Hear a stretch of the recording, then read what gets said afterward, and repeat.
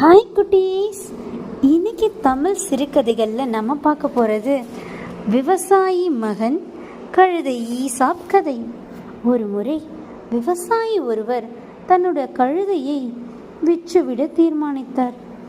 அருகில் உள்ள கிராமத்திற்கு தன் கழுதையையும் மகனையும் அழைத்து கொண்டு சென்றான். அவர்கள் இருவரும் கழுதையை இழுத்து கொண்டு நடந்தே போனார்கள். அதை பார்த்த சிலர், கழுதை சும்மாதானே செல்கிறது, யாராவது ஒருவர் அதன் மீது ஏறி செல்லலாமே என்றார். அதுவும் சரி என்று தந்தை மகனை கழுதையின் முதுகில் ஏற்றிவிட்டார். சிறிது தூரம் சென்றதும் எதிரே வந்த ஒருவர், ஏனப்பா, தந்தையை இப்படி நடக்க வைத்துவிட்டு நீ கழுதையின் மேல் அமர்ந்து செல்வது நியாயமா என விவசாயி மகனை பார்த்து கேட்டார். உடனே மகன் கீழே இறங்கிக் கொண்டு தந்தையை கழுதையின் மீது அமரச் சொன்னான்.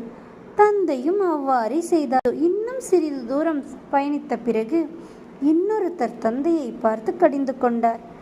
ஏனையா, இப்படி சின்ன பிள்ளையை நடக்க விட்டு நீங்கள் கழுதையின் மீது பயணிக்கலாமா என கேட்டார்.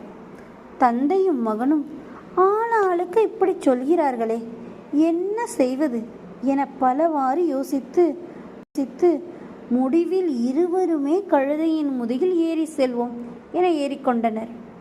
சிறிது தொலைவு சென்றதும் இரண்டும் பேருமாக கழுதையின் மீது அமர்ந்து செல்வதை பார்த்த சிலர், அடக்கொடுமையை, இப்படியா வாயில்லா பிராணியை துன்புறுத்துவது, இவர்களுக்கு இரக்கமே இல்லையா என எள்ளி நகையாடினார்கள்.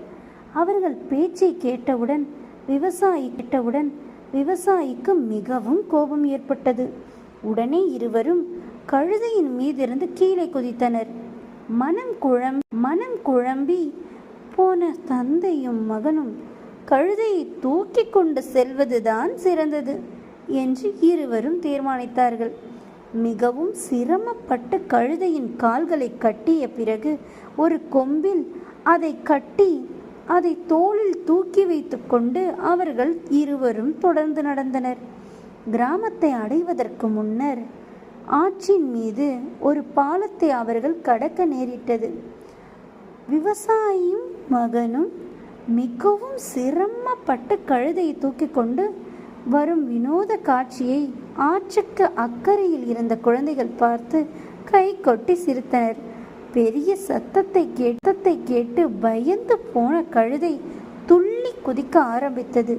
அதை தூக்கி கொண்டு வந்த தந்தையும் மகனும் பிடி நழுவி கீழே விட்டனர்.